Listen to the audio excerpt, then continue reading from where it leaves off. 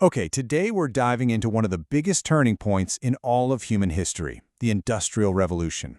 This is a story of incredible invention, mind-blowing progress, and some really profound and often brutal change that literally created the world we all live in today. To really get a feel for just how massive this shift was, let's just try a little thought experiment. Okay, picture yourself living in the year 1820. You probably work on a farm.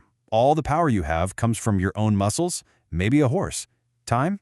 Yeah, that's measured by the sun.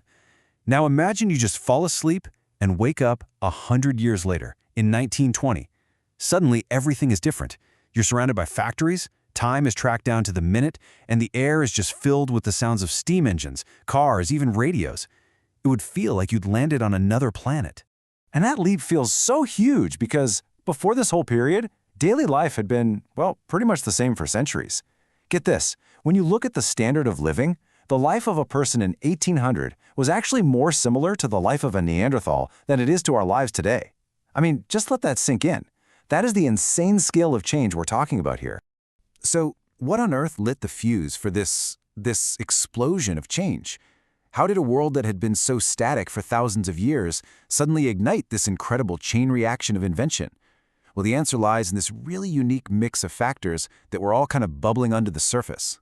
See, it wasn't just one single thing. It was more like a feedback loop of a bunch of key ingredients. Europe's population was starting to grow, and a big reason for that was new foods from the Americas, calorie-packed stuff like potatoes and corn. At the same time, new drinks like coffee and tea got super popular, and since they were made with boiled water, they actually killed bacteria and made people healthier. All this meant more people, and these people had more time for specialized jobs, and, crucially, more time to just tinker, to experiment, and to invent. And in the textile industry, this whole thing just snowballed. It all kicked off with one invention, the flying shuttle, which made weaving way faster. But that just created a new problem, a huge bottleneck. Weavers were desperate for more thread. So along comes James Hargreaves, who invents the spinning jenny, letting one person spin tons of bobbins at once. Then Richard Arkwright hooks these machines up to a water wheel and, boom, you've got the world's first factories. You see? Every solution created a new problem, which just sparked the next invention. But here's the thing. This wasn't really a story of these heroic, lone inventors having a single eureka moment. The reality? It was much more about a lot of small, step-by-step improvements made by many different artisans. And, like this quote suggests, it was also about collaboration and, well, spying. Guys like Arkwright were openly copying designs for more advanced textiles from India, and industrial spies were busy spreading these new ideas across borders. But the real game changer? It was power itself. For literally thousands of years, all work was done by human or animal muscle. Then we got wind and water, which were great, but you were tied to a river or a windy hill. But in 1776, James Watt's super-efficient steam engine changed everything. For the first time ever, power became portable. You could build a factory literally anywhere. And pretty soon, people started putting this new power source on wheels and in ships, and that's how we got the trains and steamships that would completely shrink the world. But this incredible wave of progress, well, it was built on a foundation of just immense human suffering. The dawn of industry for a lot of people was a total waking nightmare. You have to understand, early industrial capitalism was incredibly risky. The failure rate for new businesses was over 50%. So owners were just desperate to cut costs any way they could. And that meant paying workers practically nothing and putting production way ahead of safety. Some even used unpaid orphans as a source of labor. In an environment like that, horrible industrial accidents weren't just common, they were basically seen as an acceptable cost of doing business. The reality for these workers, especially the children, is almost impossible for us to comprehend today. This account from the time about the death of a little girl named Mary Richards in a factory accident is just a graphic and absolutely heartbreaking window into the brutality of that era. And we have to be really clear about this. This new industrial economy didn't just run on its own. It was fueled by the underpaid labor of children and women. And it was deeply, deeply connected with the institution of slavery, which saw a massive spike in demand. Enslaved people produced the cotton for the mills, the food for the factory workers, and even the oils needed to keep all that new machinery running. This revolution also completely remade the map. People flooded out of the countryside and into these new industrial cities. Just take a look at Manchester, a huge textile hub. Its population just exploded, going from only 20,000 people to 400,000 in a single century.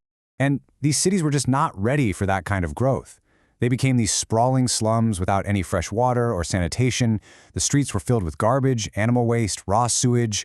One person who visited at the time described it simply as a universal atmosphere of filth and stink, where diseases like cholera just ran rampant.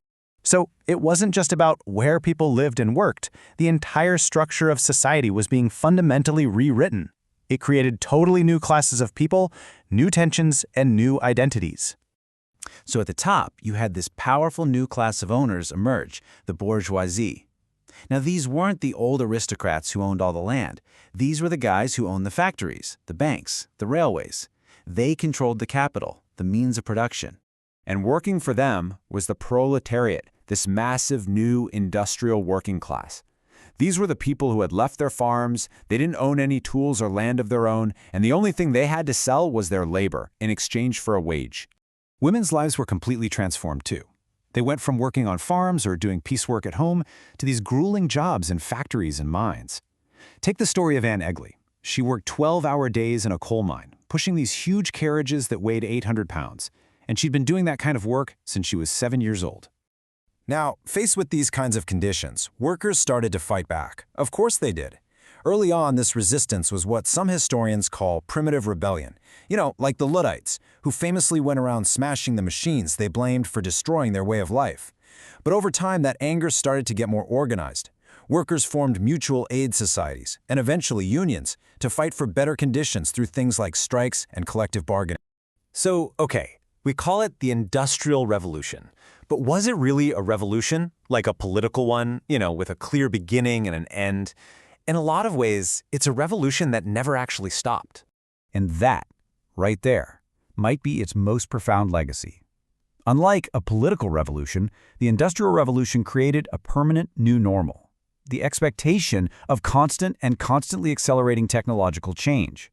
Before this era, you just assumed your kids' lives would be pretty much like yours. Today, we fully expect our world to be transformed by technology within our own lifetimes. That whole idea, the idea of constant progress, is only a couple of 100 years old. Which kind of brings us back to our thought experiment, but with one last question for you. Given the incredible pace of change that was kicked off 2 centuries ago, if you were to close your eyes today and wake up in the year 2120, just how weird, how truly unrecognizable do you think the world is going to be then?